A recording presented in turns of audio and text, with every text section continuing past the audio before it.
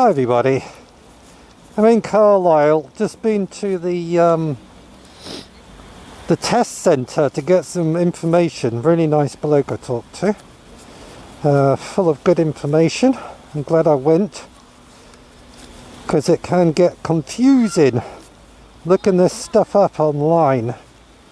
I've got a better, clearer view on what I have to do to get my full bike licence. So I'm going to have a chat on the way back. So we're right in the middle of Carlisle, outside the Turf Inn. I had a job there once. I lasted for about 4 hours and I quit. The sun's going down.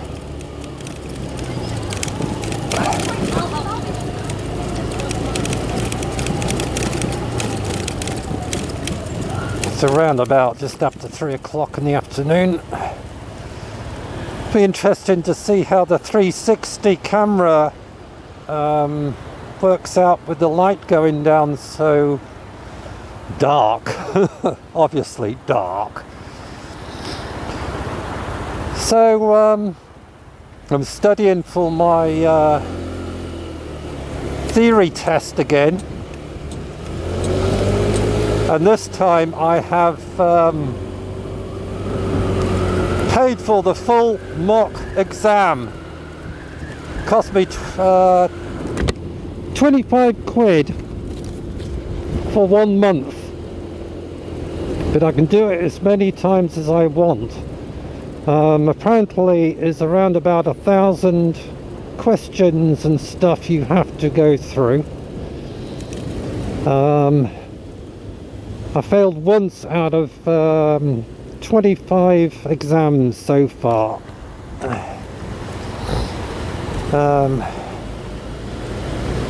My score rate's been 58 out of. You have to get 44 out of 50 right. You get 43, you fail. I think that's right.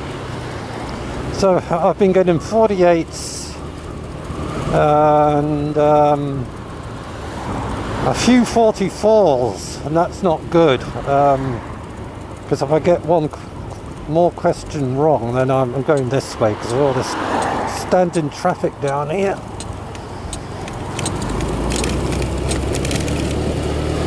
So it costs 15 quid for the full mock exam.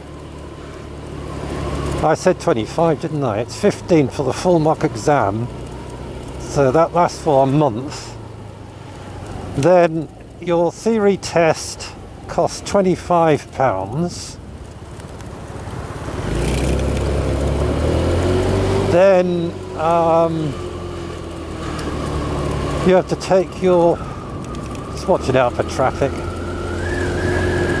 Then you have to take your module 1 test, then 2, and I think you go on to your motorbike test. And all that's going to cost, all the adding up and stuff, roughly just over 500 quid.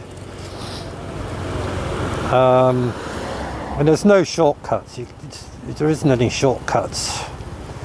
You have to go through a test centre.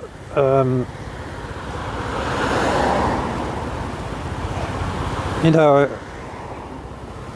it's catch-22 situation you've got.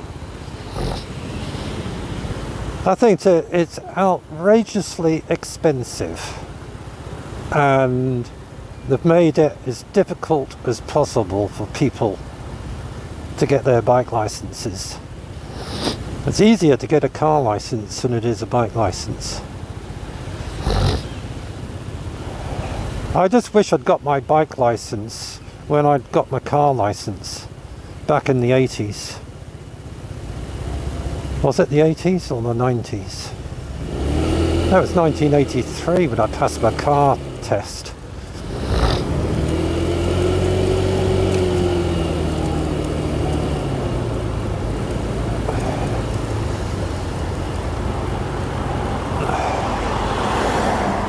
So I don't think it's going to be till at least January, February, March, April. It's going to be April and May till I can afford to pay for that lessons and the test and everything.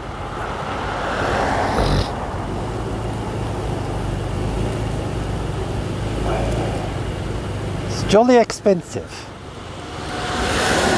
Anyway, the guy, I went to a different test centre because I don't like talking to people over the phone and texting and messaging and stuff. I like to talk to somebody face to face. He was extremely helpful. He's told me everything I need to know, so that's put me more at ease now.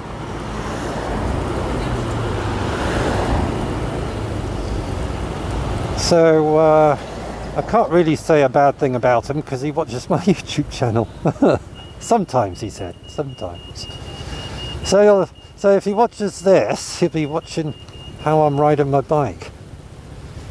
So if you do watch it and I do anything wrong, leave it in the comments. I'm trying to ride the bike now as I'm on a test. So every time I go out now, I pretend I'm on a bike test. I think that's the best way to do it.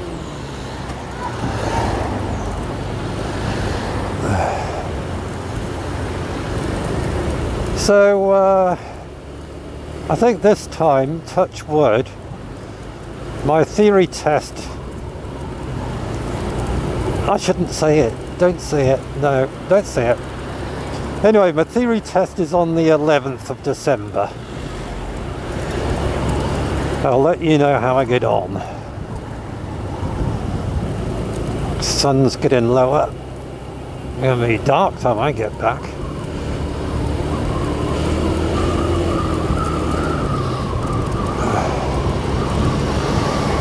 So what else can I talk about?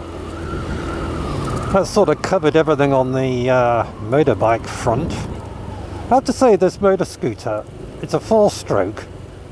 It's only 9 horsepower. That's really low for a 4-stroke. 9. On cities and stuff and nice flat straight roads, it's brilliant. But if you get to a steep hill, oh my god, it's gutless. A really steep hill, you're talking about 25 mile an hour. An average steep hill between 30 and 35.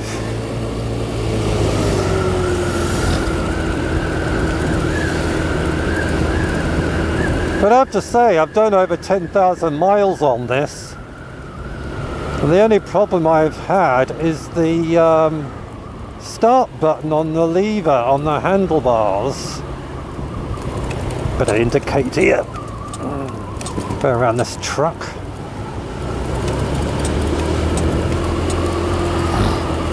I had to spray some WD-40 on it because it was sticking.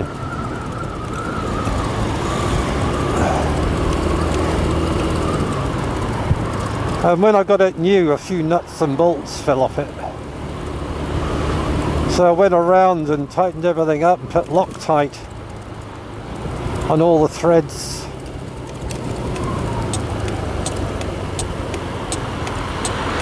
You can squeeze through there.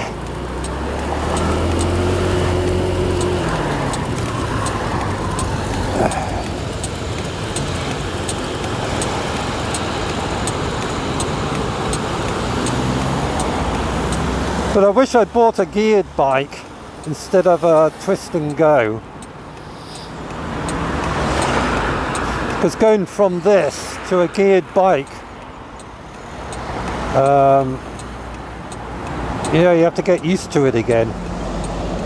I can ride geared bikes. I've ridden geared bikes a lot. I used to ride bikes when I was a kid. I used to go out with my friend in New Zealand, and we used to go out in the bush riding his scramble bikes.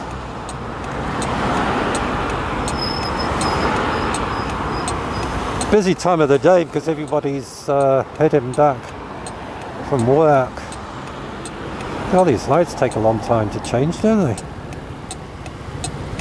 It says green, but there we go, we've got an arrow. There's Tony phoning me up.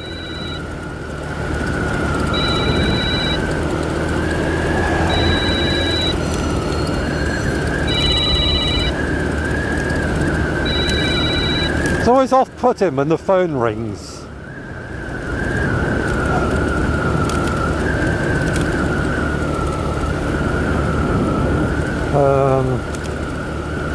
But he doesn't know I'm on the bike. Anyway, what was I talking about? I can't remember. I've lost my train of thought now. Anyway, the bike, yeah, I've done over 10,000 miles on it. For a 125 4-stroke, it's been really good. It's been an impressive bike. I've had no engine issues, no starting issues.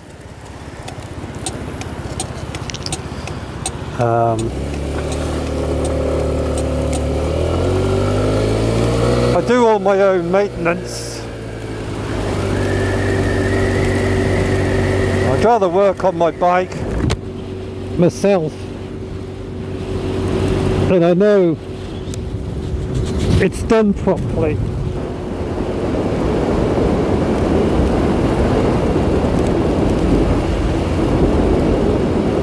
Let's watch this van.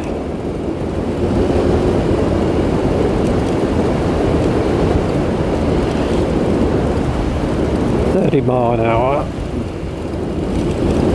Anyway, I can't think of anything else to talk about.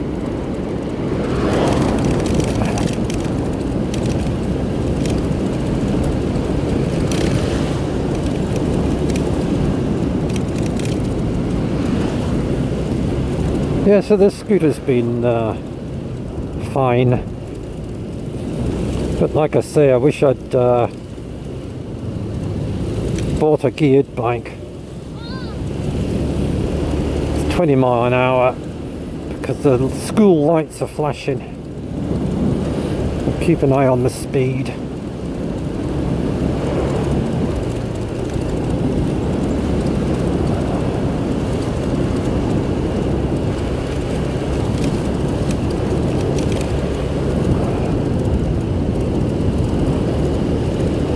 Oh, my heated gloves. Have I turned them on?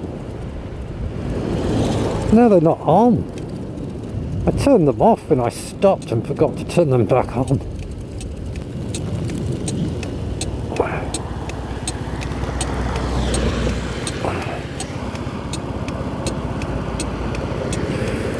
I wonder why my hands were getting cool.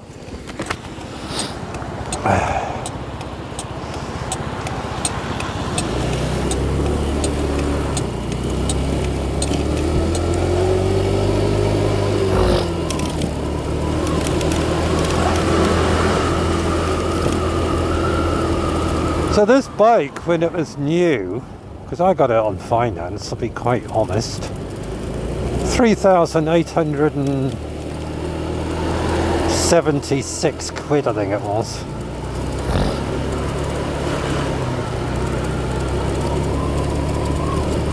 But it's been reliable. It's been very reliable. I've changed the variator bearings in it twice because I put the wrong ones in. I put heavyweight ones in, then I put medium ones in. They weren't too bad, so I put lightweight ones in and it seems to be a lot better. Pulls away a lot quicker. So apart from that and me fitting a back tyre, it's a great little bike. I'd recommend anybody buying one, especially if you're going around a city or town, because I've taken this thing down dirt tracks and forest tracks and over rocks and through creeks, and well, the scooter's not meant for that sort of punishment, but I've put it through it and it's still going.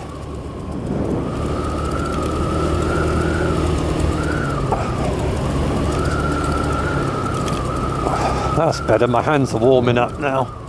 Look, grid on the road. These bloody sunken grids on the road, they're so bloody dangerous.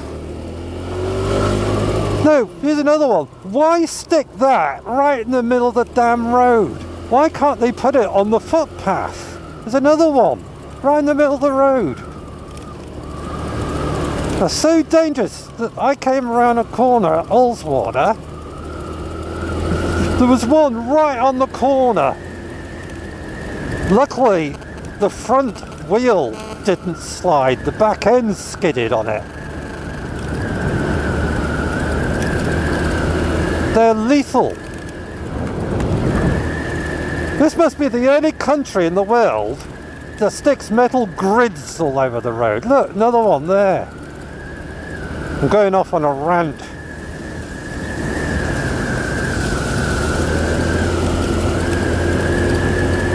I'm still in a 30-mile-an-hour zone, so I'm keeping an eye on my speed.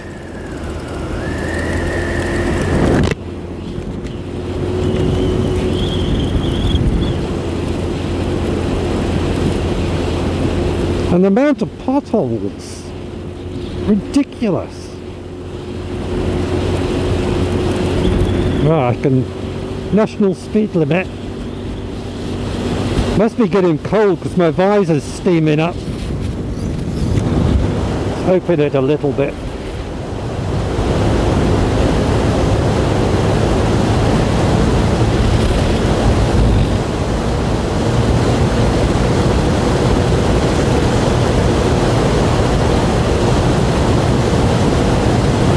Nice sunset.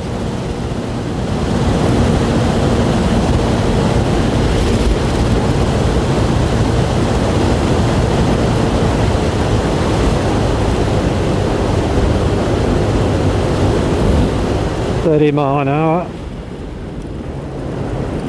30 exactly. I must obey the road rules. I was going to say rolling rules. What are rolling rules? No idea. I don't know what rolling rules are.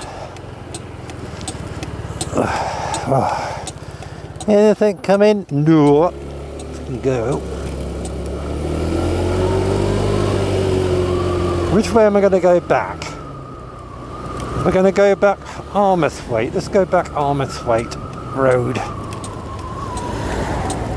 It's really nice going down Armathwaite Road.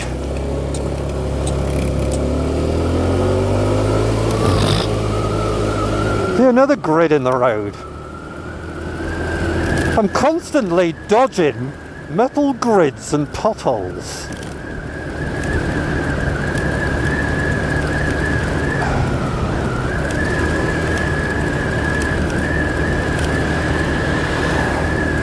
Another grid, sunken grid again. No, some of these grids, there was one the other day, you'll see it on the video when I was down near Windermere. It must have been at least 6 inches deep. There, another grid on the road. Another small one there.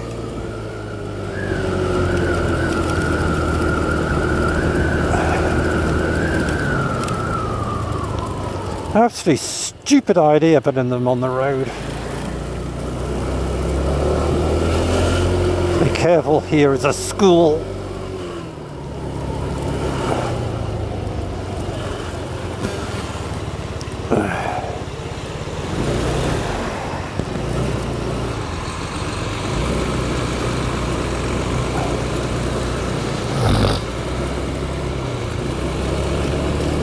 Oh, love the smell of diesel fumes in the afternoon.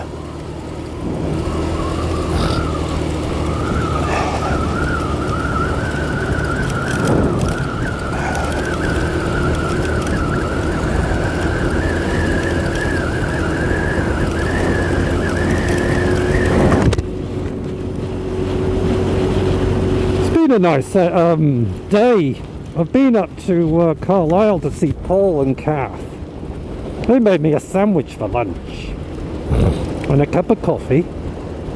We had a chat about motorbikes and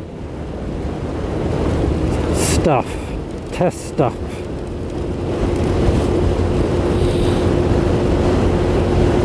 Oh, I went to look at some motorbikes. I've sort of narrowed it down to two bikes. One is the Sinus T380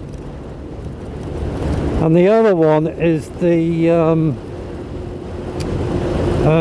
what do you call it again? Oh god, mine's gone blank. Royal Enfield Himalayan. Trouble is I need to sit on one first because I'm very, very tall and I don't want to get too close to that bus because it'll put spray all over my camera.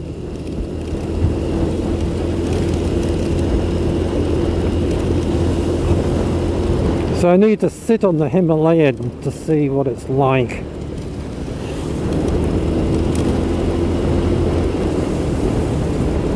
But I'm quite keen on this Sinus 380, T380.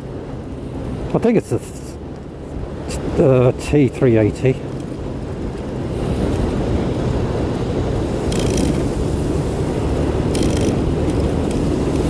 I don't want to get anything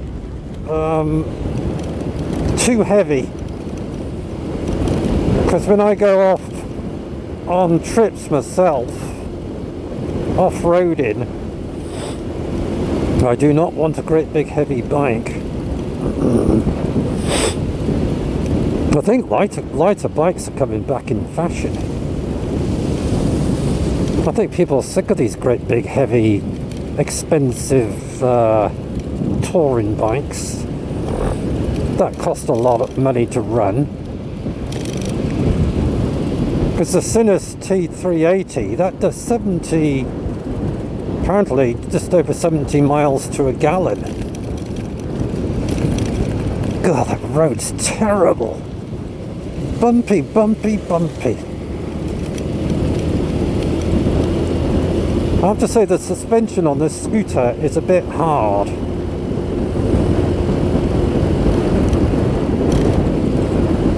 That doesn't help.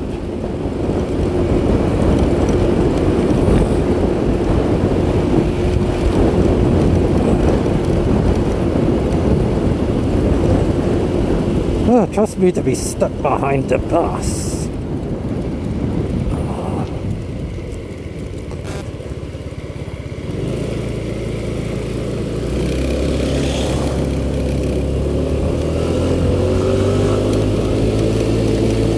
Coat Hill.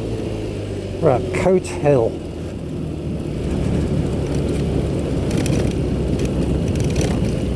I wonder why it's called Coat Hill.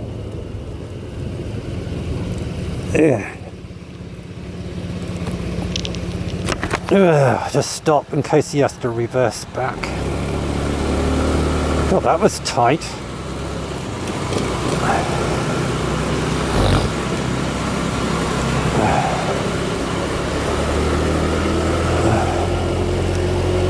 Oh, couldn't half do with a beer. I've got some beer on the back of the bike. Should have a great big long straw. I'm joking, by the way. I'm in a 30-mile-an-hour speed limit, so I can only do 30.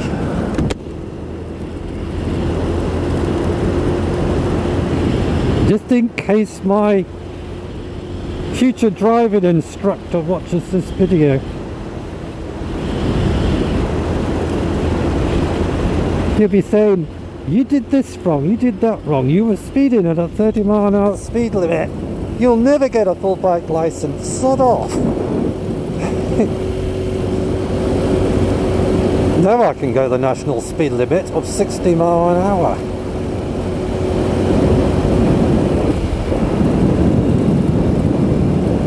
I have to say my hands are lovely and warm. I've got them on the middle setting, and I sprayed the gloves with that Kiwi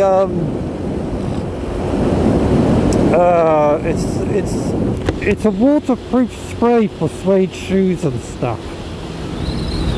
I've used it before on my jacket and stuff, and it works. It's really good.